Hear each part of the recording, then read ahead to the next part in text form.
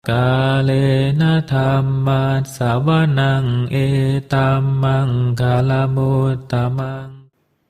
Video ke-10, pembacaan PDF A Spiritual Biography Venerable Acharya Man Buddhidhatta Thera by Acharya Mahabowa Ñana Sampano masuk kepada pokok bahasan mengenai ajaran kelulusan. PDF ini diterbitkan oleh Wihara Bodhigiri. Sedangkan mengenai para penerjemahnya dapat Anda baca di deskripsi di bawah video ini. Ajaran kelulusan. Suatu ketika, seorang siswa senior Acharya Man menyebutkan bahwa banyak biku dan samanera yang berada dalam bimbingannya cenderung bersikap seolah-olah telah bebas dari kilesa. Walaupun mereka tinggal bersama dalam kelompok besar, tidak seorang pun bersikap dalam kelakuan yang tidak pantas. Walaupun mereka hidup bersama dalam satu kelompok besar, tidak ada yang bertindak satu tindakan yang tidak senonoh. Baik saat sendirian, pada saat bersama-sama menjalankan tugas mereka, atau menghadiri pertemuan, mereka semua bersikap tenang. Bagi mereka yang tidak pernah mendengar para biku berdiskusi tingkat meditasi mereka dengan Acharya Man, mungkin dari pengamatan mereka menyangka bahwa para biku tersebut adalah arahat. Kebenaran menjadi nyata hanya ketika ia menasehati para biku akan cara memecahkan masalah khusus dalam meditasi mereka. Setiap biku dinasehati sesuai dengan tingkat pencapaian mereka, dari konsentrasi dasar dan teknik kebijaksanaan hingga tingkatan yang lebih tinggi akan konsentrasi dan pengertian yang mendalam. Baik dengan menunjukkan permasalahan siswa secara individu atau mengajarkan keseluruhan kelompok, Acharya Man selalu menunjukkan keras kepala yang sama. Para pendengarnya sepenuhnya sadar bahwa dhamma yang ia uraikan terinci adalah sesuatu hal yang telah ia sadari sendiri. Ia tidak pernah bergantung pada penilaian spekulatif, seperti hal ini mungkin seperti ini, atau hal ini mungkin seperti itu. Penjelasan-penjelasannya juga meyakinkan sepenuhnya bahwa dhamma yang ia ajarkan secara berpotensi berada di dalam mereka semua. Walaupun mereka belum mencapainya, tapi sungguh pasti mereka akan menyadari dengan sendirinya suatu hari. Diharapkan mereka tidak bimbang akan usaha mereka. Acharya Man mengubah ceramahnya berdasarkan karakter dan tingkat pemahaman pendengarnya, sehingga setiap orang yang hadir mendapatkan manfaat dari pertemuan tersebut. Ia berhati-hati dalam menjelaskan ajarannya pada setiap tahapan, memastikan bahwa pendengarnya dari tingkatan meditasi yang berbeda dapat mengerti dan melaksanakannya dalam pelatihan mereka sendiri untuk mencapai hasil yang memuaskan. Ketika mengajar orang awam, ia biasanya menekankan aspek dhamma yang sesuai dengan kondisi mereka, seperti kemurahan hati, kebajikan, dan pengembangan meditasi sebagai dasar bagi pelatihan mereka. Ia menjelaskan bahwa ketiga dhamma ini adalah kriteria dasar yang diperlukan untuk kelahiran di alam manusia dan juga dasar dari sasana. Seseorang yang terlahir sebagai seorang manusia harus telah memperkuat ketiga dhamma ini pada kehidupan lampau.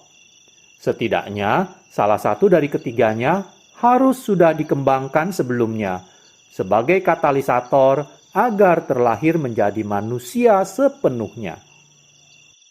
Kemurahan hati adalah suatu cara untuk menunjukkan kehendak baik seseorang.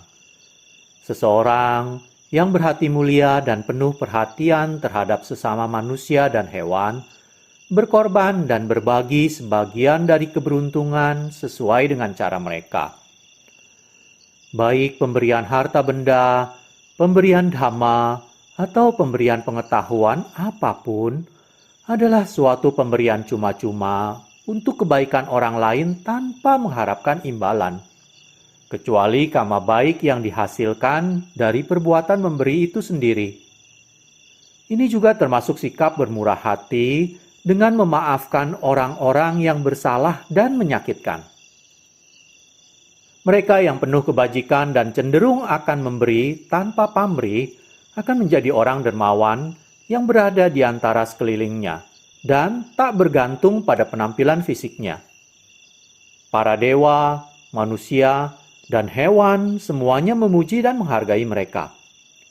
Kemanapun mereka pergi akan selalu ada seseorang yang akan membantu mereka. Mereka tidak akan pernah menderita kemiskinan yang parah dan kesukaran. Sungguh jelas, para dermawan dalam masyarakat tidak akan ketinggalan zaman dan jarang tidak disukai. Bahkan seseorang yang kaya tapi kikir menantikan pemberian dari orang lain. Belum lagi orang yang tidak beruntung yang memiliki harapan kecil bahwa seseorang akan membantu mereka. Karena kekuatan kemurahan hati, bagi mereka yang telah mengembangkan kebiasaan memberi, tidak akan pernah terlahir ke alam di mana mereka harus hidup dalam kesukaran. Penderma dan kemurahan hati mereka telah selalu melayani untuk memelihara keseimbangan dan kemakmuran di dunia. Selama orang masih menghargai pengorbanan diri dan membantu satu sama lain, kehidupan di bumi ini akan selalu memiliki arti. Dermawan adalah ramah tamah yang tak dapat diacuhkan dan bersifat mendukung, yang membuat dunia menjadi tempat yang layak untuk ditinggali. Dalam pengertian ini, kemurahan hati sangat diperlukan bagi kita semua. Tanpa hal itu, kehidupan di dunia ini akan menjadi dunia panas dan mandul.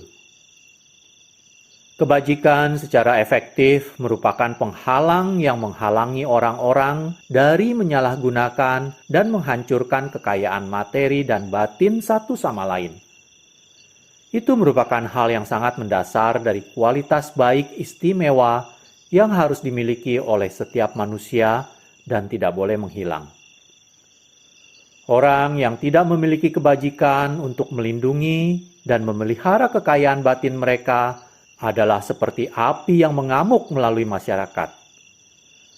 Tanpa pembatasan perlindungan moralitas yang baik, penganiayaan dan pembinasaan akan merajalela di dunia, hingga pada suatu batas di mana tidak ada tempat perlindungan yang aman bagi orang dapat beristirahat dengan tenang.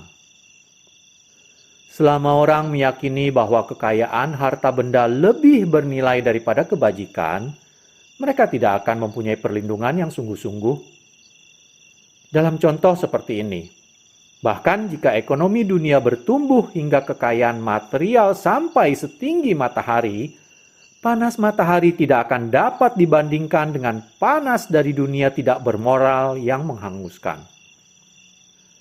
Kebajikan adalah pondasi sejati dari kesempurnaan manusia yang telah diwujudkan oleh Sang Buddha. Beliau ungkapkan kebenaran ini, diperkenalkan sebagai suatu cara di mana dunia yang kacau dan takut akan dukkha dapat bergantung pada kekuatan pengendaliannya untuk hidup di cahaya kepercayaan yang menenangkan. Membiarkan tanda-tanda mereka, orang dengan kilesa akan cenderung berpikir dengan berbagai cara untuk membuat dunia menjadi panas yang tidak tertahankan.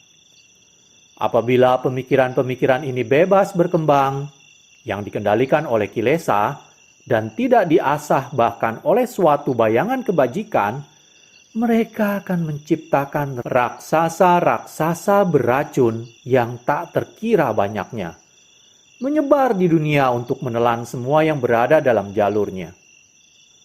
Pemikiran dari orang yang sangat berbudi luhur seperti Sang Buddha, yang telah melenyapkan kilesa dari hatinya, menghasilkan ketenangan dan kegembiraan di dunia.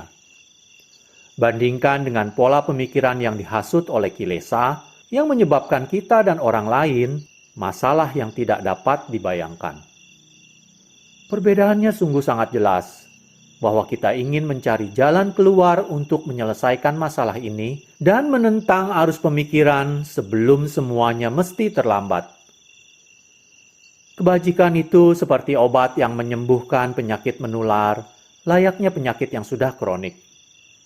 Yang paling singkat, seorang pasien yang sakit demam kilesa dapat menemukan beberapa patokan pembebasan dan harapan kesembuhan dalam latihan kebajikan. Lebih dari itu, mungkin berpengaruh pada kesembuhan total. Terlepas dari perasaan welas kasihnya, Acariaman biasanya mengajarkan umat awam akan manfaat dari kebajikan dan tanggung jawab dari tidak memiliki moral. Ajaran ini langsung mengarah ke batin dan mengesankan, hingga dalam mendengarkan nasihat-nasihatnya bagi umat awam, saya berpikir bahwa saya juga akan melaksanakan 5 aturan moral, melupakan bahwa sebagai seorang biku, saya telah mengamati aturan kebikuan. Saya telah dikalahkan dengan semangat tinggi untuk mendengarkan ceramahnya dan kehilangan kesadaran saya untuk sesaat.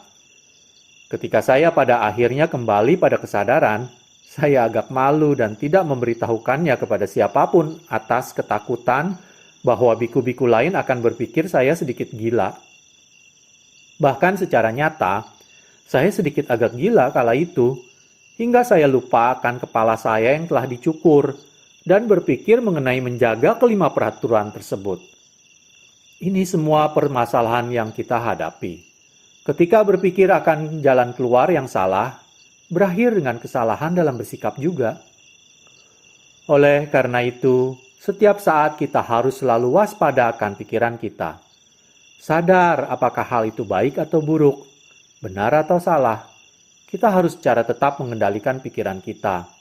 Jika tidak, mereka dapat mudahnya lepas kendali. Pengembangan meditasi berarti melatih pikiran untuk menjadi pintar dan tidak memihak dengan menghormati terhadap prinsip dasar dari hukum sebab dan akibat. Sehingga kita dapat dengan efektif mencapai terminologi dengan proses dalam diri kita dan semua hal yang ada kaitannya. Daripada membiarkan pikiran terhadap kegembiraan yang tidak terkendali, kita bergantung pada meditasi untuk menjaga pikiran kita yang sukar dikendalikan dan membawanya ke dalam jalan yang masuk akal, yaitu jalan ketenangan dan kepuasan.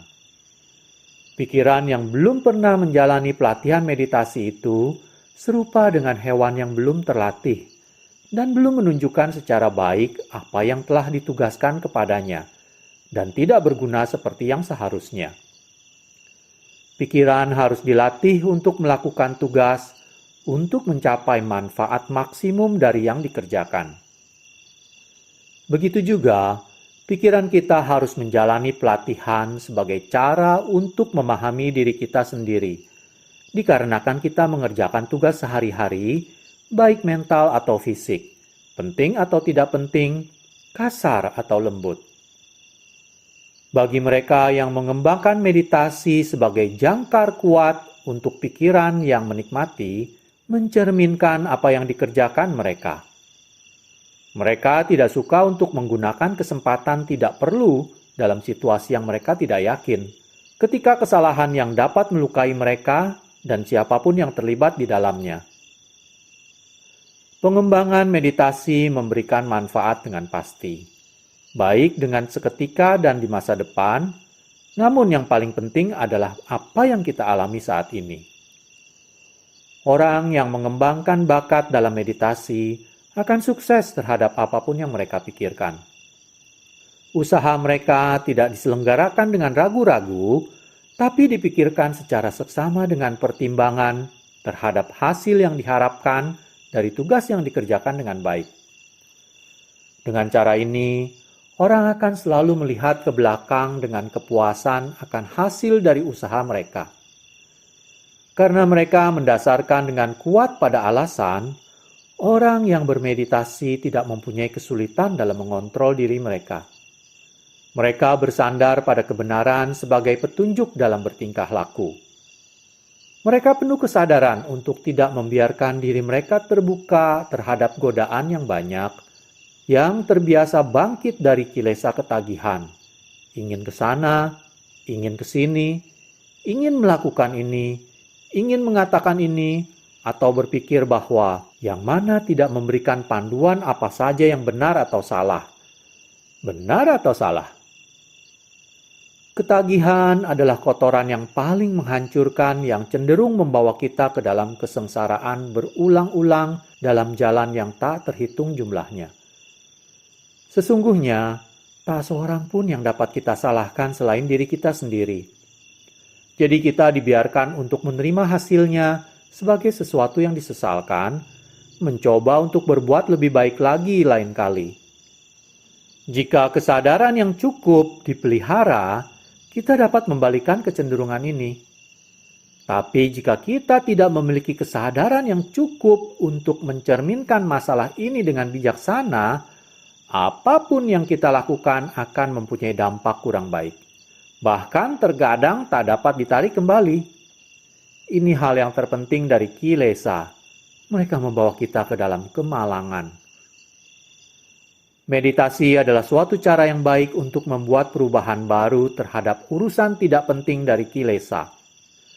Teknik meditasi agak sulit untuk dilatih, tapi hal ini karena mereka dibentuk untuk memberikan tekanan pada pikiran dan membawanya dalam keadaan terkendali. Seperti membawa seekor monyet dalam pengendalian dengan tujuan untuk menjinakkannya. Teknik meditasi sebenarnya adalah metode untuk mengembangkan kesadaran diri. Hal ini berarti mengamati pikiran yang tidak dapat diam, tapi cenderung untuk melompat bagaikan seseorang yang melompat kena air panas. Mengawasi pikiran membutuhkan kesadaran penuh untuk selalu sadar akan pergerakannya. Hal ini dibantu dengan salah satu dari topik Dhamma sebagai objek perhatian untuk menjaga pikiran stabil dan tenang selama meditasi. Suatu metode yang populer dan memberikan hasil yang baik adalah kesadaran dalam bernafas. Topik yang populer lainnya adalah mengucapkan kata seperti Buddho, Dhammo, Sangho, atau Kesa, Loma, Nakha, Danta, Taco, dalam urutan maju dan membalikan susunan, atau meditasi pada kematian, atau topik apapun yang sesuai. Pikiran harus dipaksa secara eksklusif terhadap objek selama meditasi. Tenang dan kebahagiaan akan muncul ketika pikiran bergantung pada topik Dhamma tertentu sebagai baik dan objek perhatian yang aman. Apa yang biasanya dikenal sebagai citta yang tenang atau citta yang terpadu dalam samadhi adalah keadaan dari keseimbangan batin yang sudah tidak lagi berhubungan dengan objek perhatian awal yang hanya menyiapkan citta dengan memegangnya secara stabil. Begitu citta sudah memasuki samadhi, terdapat dorongan yang cukup bagi citta untuk tetap berada dalam keadaan tenang, bebas dari objek permulaan, yang fungsinya sementara dihentikan, sementara beristirahat dengan tenang. Kemudian ketika citta menarik dari samadhi, jika waktu mengizinkan, perhatian akan terfokus kembali pada topik Dhamma awal. Ketika hal ini dilatih secara konsisten dengan dedikasi dan upaya yang terus-menerus, pikiran yang melangkah sejak lama dalam dukkha akan secara berangsur-angsur terjaga terhadap kemampuan potensial yang dimiliki dan meninggalkan jalan yang tidak cekatan. Perjuangan untuk mengontrol pikiran yang dialami seseorang pada tahap awal pelatihan akan digantikan dengan minat keras dengan tugas yang ada. Citta menjadi tenang dan damai begitu memasuki samadhi. Bahkan jika hal ini hanya terjadi satu kali, hal ini akan menjadi pengalaman yang menyegarkan dan tak terlupakan. Bila hal ini tidak terjadi lagi dalam usaha berikutnya dalam meditasi, kesadaran yang terlukiskan akan kehilangan dan kerinduan akan berlangsung dalam citta untuk waktu yang lama. Hanya dengan kemajuan yang lebih lanjut, seseorang menjadi semakin asik dalam meningkatkan keadaan tenang, frustasi atas kehilangan keadaan awal dari tenang akan dilupakan. Ketika mendengar mengenai meditasi, Anda mungkin resah dan merasa secara mental dan fisik tidak cukup untuk tugas itu, dan menjadi segan untuk mencoba. Anda mungkin tergoda untuk berpikir, nasib telah berkomplot melawan saya. Saya tidak akan mampu mengaturnya. Tugas dan tanggung jawab saya baik di rumah dan di kantor membuat hal itu menjadi sulit. Ada kewajiban sosial lain, membesarkan anak dan menjaga cucu. Jika saya membuang waktu saya dengan mata tertutup dalam meditasi, saya tidak akan pernah dapat bertahan, dan saya mungkin akan mati kelaparan. Begitu, Anda menjadi takut dan melewatkan kesempatan baik. Cara berpikir seperti ini telah tertanam dalam jiwa setiap orang. Hal ini mungkin hanya sejenis pemikiran yang telah menghalangi Anda dari membersihkan duka selamanya, dan akan terus berlanjut jika Anda tidak memperbaikinya sekarang. Meditasi sebenarnya adalah jalan untuk menetralkan dan mengurangi seluruh gangguan batin dan kesulitan yang menjangkiti kita selama ini. Meditasi tidak seperti metode lain yang digunakan di dunia ini untuk menghilangkan kesakitan dan ketidaknyamanan. Seperti mandi saat kita merasa panas, memakai pakaian hangat, atau menyalakan api ketika kita merasa dingin. Ketika lapar, kita makan dan minum. Ketika sakit, kita makan obat untuk menyembuhkan segalanya. Semuanya itu adalah metode yang digunakan di dunia ini untuk menghilangkan kesakitan dan ketidaknyamanan selama bertahun-tahun tanpa ada yang melewatkannya karena terlalu membebani atau terlalu sulit untuk dijalani. Masyarakat dari berbagai etnis dan kelompok sosial berkewajiban untuk merawat diri mereka sendiri dengan cara ini. Bahkan hewan harus merawat diri mereka sendiri dengan mencari makanan untuk mengurangi ketidaknyamanan dan bertahan hidup dari hari ke hari. Sama halnya, pengembangan batin melalui meditasi merupakan hal yang penting untuk merawat diri kita sendiri. Suatu pekerjaan yang harus kita perhatikan karena berhubungan dengan pikiran, yang merupakan koordinator utama pada seluruh tindakan kita. Pikiran merupakan barisan terdepan ketika berhubungan dengan sesuatu yang berkaitan dengan diri kita. Dengan kata lain, cita adalah yang terpenting dari semuanya. Tidak ada pilihan selain menerima beban tanggung jawab pada setiap kondisi tanpa ada pembedaan atau keraguan-raguan. Apapun yang terjadi, pikiran segera masuk dan mengambil alih, tanpa diganggu oleh ide baik dan buruk atau benar dan salah. Walaupun beberapa situasi sangat menekan, mereka hampir tidak tertahankan, pikiran dengan berani menyerbu masuk dalam pundak yang membebani, tidak peduli akan risiko dan keterbatasannya.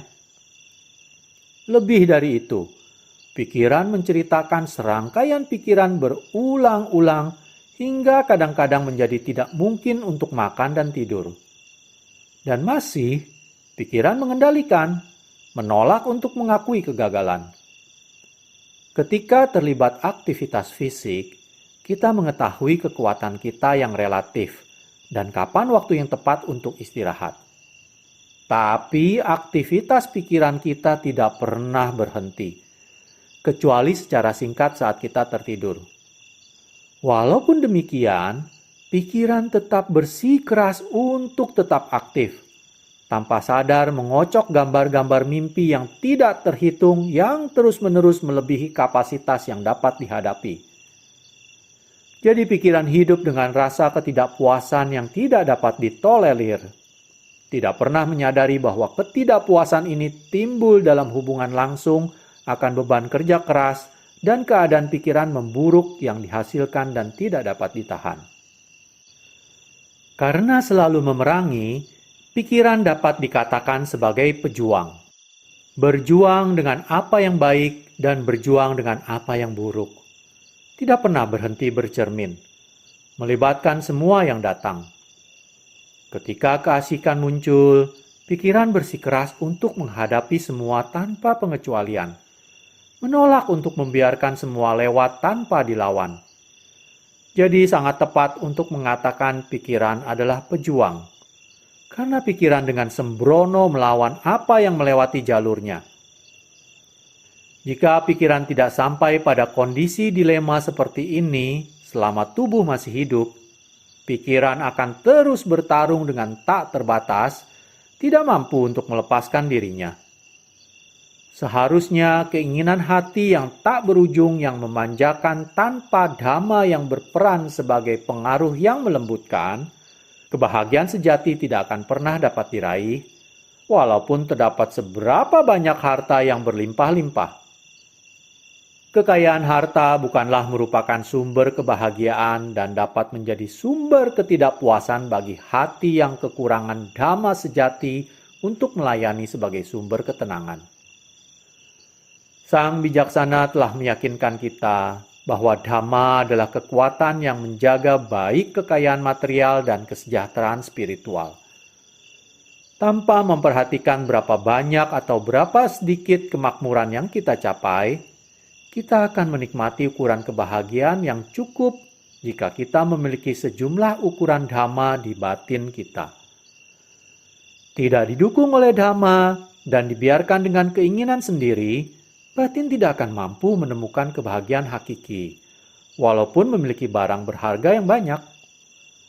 Hal ini hanyalah dukungan fisik dan emosional yang hanya orang pandai dapat menggunakannya secara bijaksana untuk kepuasan mereka. Bila batin tidak pandai dalam jalan dhamma atau meninggalkan dhamma, tempat yang kita tinggali akan menyerupai tanah kosong, apapun pilihan kita. Batin dan semua kemakmuran akan kemudian berakhir selayaknya kumpulan pemborosan, barang yang tidak berguna bagi pengembangan spiritual kita. Ketika menjadi tabah dalam menghadapi kemalangan, tidak ada yang setangguh dan tabah seperti batin.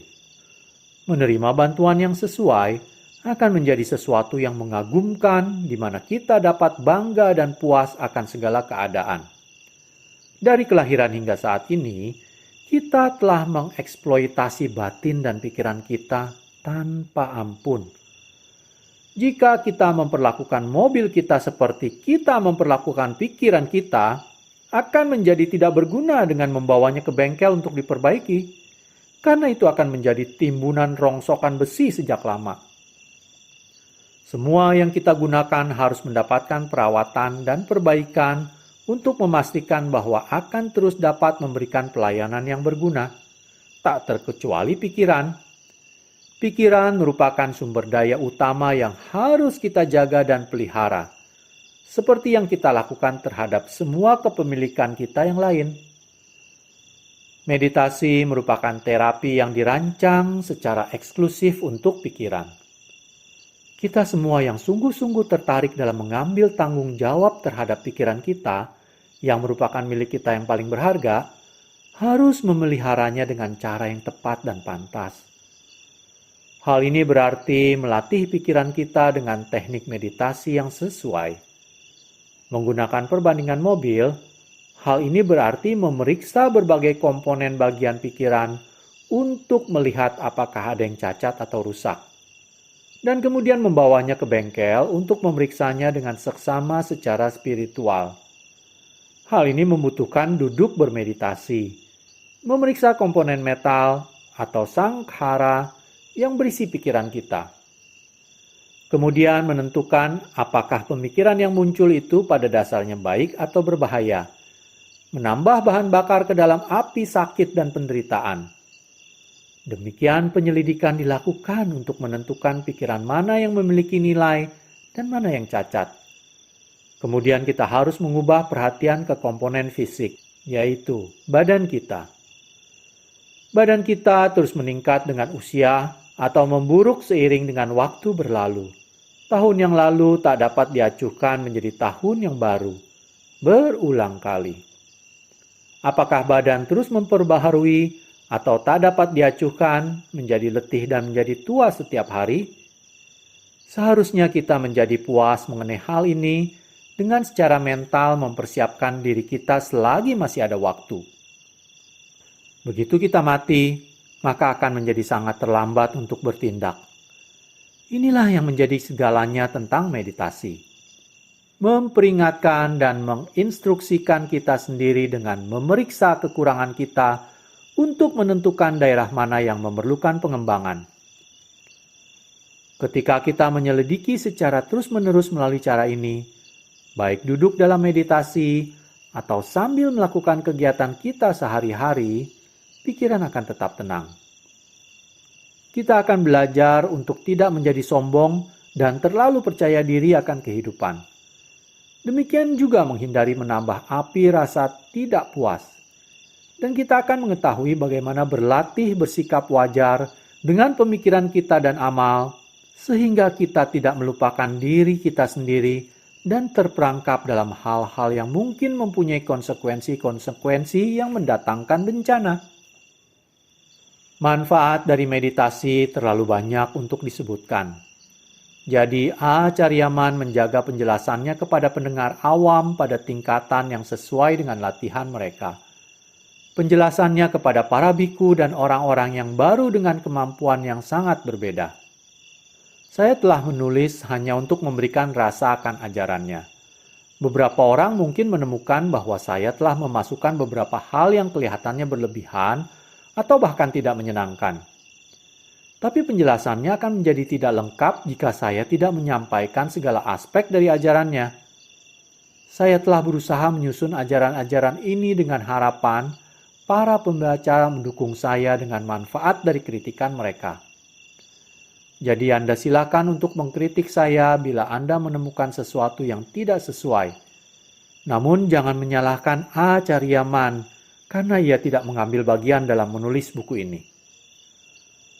Acharyaman memberikan ajaran Dhamma yang lebih tinggi hanya dalam lingkup siswa terdekatnya. Tapi penulis memiliki sedikit banyak sifat yang tidak tertahankan dan tidak dapat diam. Jadi saya berkeliling, mengumpulkan penjelasan lisan dari semua Acharya hari ini yang pernah tinggal bersama dengan Acharyaman dan merupakan siswanya. Saya telah merekam informasi ini agar pembaca dapat mengetahui sesuatu akan pelatihannya, walaupun bukan merupakan penjelasan yang lengkap.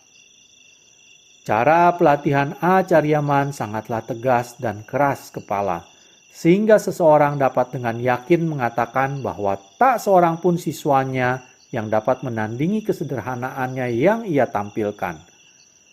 Kebajikan mulianya yang sempurna dan pengetahuan spiritual yang dengan mahir ia kuasai. Hingga hari ini ia tetap tidak terkalahkan. Acharyaman mengatakan bahwa ketika ia tinggal di hutan dan gunung dari Udon Thani dan Nongkhai, para dewa dari alam atas dan bawah kadang-kadang datang untuk mendengarkan dhamma darinya. Beberapa kelompok datang secara rutin setiap 2 minggu. Yang lain hanya 1 kali dalam sebulan. Para dewa dari daerah tersebut tidak datang melihatnya secara dekat seperti yang dari provinsi Chiang Mai. Saya akan menghubungkan pengalaman-pengalaman tersebut dalam kursus yang sepadan. Tapi untuk saat ini, saya akan melanjutkan mengikuti urutan peristiwa sehingga tidak membingungkan keadaan. Acharyaman berbicara tentang satu kota naga yang besar. Berlokasi di bawah gunung sebelah barat kota Laotien, Luang Prabang. Selama ia tinggal di sana, pemimpin para naga secara teratur membawa pengikutnya untuk mendengarkan dhamma, sesekali dalam jumlah yang besar. Para naga cenderung bertanya jauh lebih sedikit daripada para dewa dari alam atas dan bawah, yang selalu mempunyai banyak pertanyaan untuk dirinya. Semua kelompok ini mendengarkan apa yang dikatakan olehnya dengan rasa hormat yang sama. Selama Acharyaman tinggal di kaki gunung tersebut, pemimpin para naga hampir setiap malam datang mengunjunginya. Hanya pada saat tertentu, ia membawa dalam jumlah besar. Dan dalam kondisi itu, Acharyaman selalu mengetahui mengenai kehadiran mereka sebelumnya. Dikarenakan daerah terpencil, kala itu ia jarang berhubungan dengan orang-orang, sehingga ia dapat memberikan pelayanan istimewa bagi para naga dan dewa. Para naga tidak datang mengunjungi pada larut malam. Mereka mungkin datang pada jam 10 atau 11 malam, yang mungkin dikarenakan lokasinya yang terpencil. Sebagai wujud rasa hormat yang sangat besar kepadanya, para naga mengundang Acaryaman untuk tetap tinggal di sana atas welas kasih kepada mereka. Mereka bahkan melindunginya baik siang dan malam, bergantian menjaga. Mereka tidak pernah berjarak dekat, selalu menjaga jarak yang tidak jauh, namun cukup dekat untuk mengamati apapun yang dapat terjadi. Para dewa di sisi lain biasanya datang lebih malam daripada para naga, sekitar jam 1 atau 2 dini hari. Jika ia tinggal di gunung, jauh dari desa, para dewa kadang datang lebih awal, sekitar jam 10 atau 11 malam. Tidak ada waktu yang pasti, namun umumnya para dewa datang setelah tengah malam. Pada usia pertengahan, kegiatan rutin harian Acaryaman adalah sebagai berikut. Setelah makan pagi, ia melakukan meditasi jalan sampai siang hari dan istirahat sejenak. Sambil beristirahat, ia duduk bermeditasi selama 1,5 jam sebelum melakukan meditasi jalan lagi hingga jam 4 sore.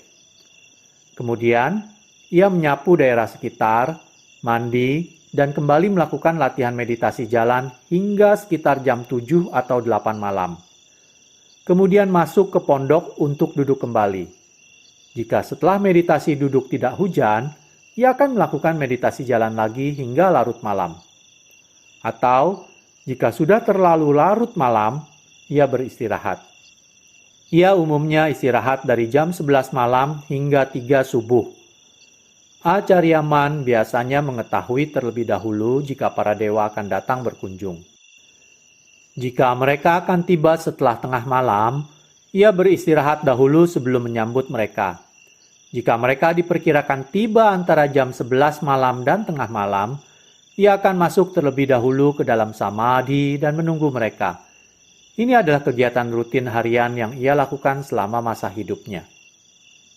Ketika kedua para dewa surgawi dan bumi berkeinginan untuk datang di malam yang sama, Acaryaman akan menyambut kelompok pertama, memberikan ceramah dhamma, menjawab pertanyaan-pertanyaan mereka, dan kemudian mengatakan kepada mereka bahwa kelompok lain akan segera tiba. Kelompok pertama kemudian pergi, dan para dewa yang lain masuk dari tempat di mana mereka menunggu dengan penuh rasa hormat. Ia kemudian memulai ceramah kepada kelompok kedua, bercakap-cakap topik dhamma yang ia anggap cocok untuk karakter dan tingkat pemahaman mereka. Terkadang pemimpin dari kelompok para dewa memohon topik tertentu. Acaryaman memfokuskan perhatiannya pada topik dhamma yang spesifik tersebut. Ketika ia merasakan batinnya telah berada dalam pengetahuan ini, ia memulai ceramahnya. Terkadang pemimpin para dewa meminta ceramah dalam bentuk sutta, menggunakan bahasa kuno di mana Acaryaman tidak terbiasa. Sehingga Acaryaman meminta dan menceritakan dalam bahasa saat ini.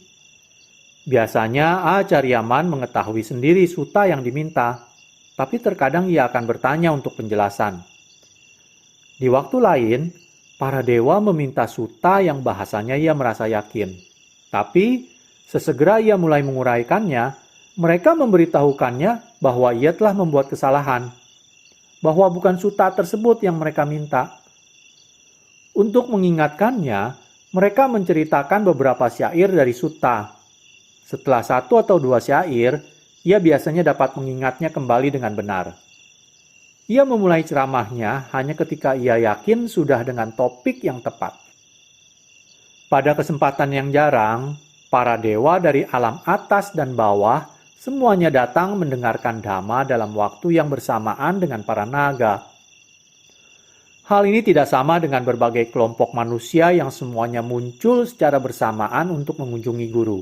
Ketika hal ini terjadi, ia menjadwalkan kedatangan mereka pada waktu yang berbeda untuk kenyamanan semua yang berkepentingan.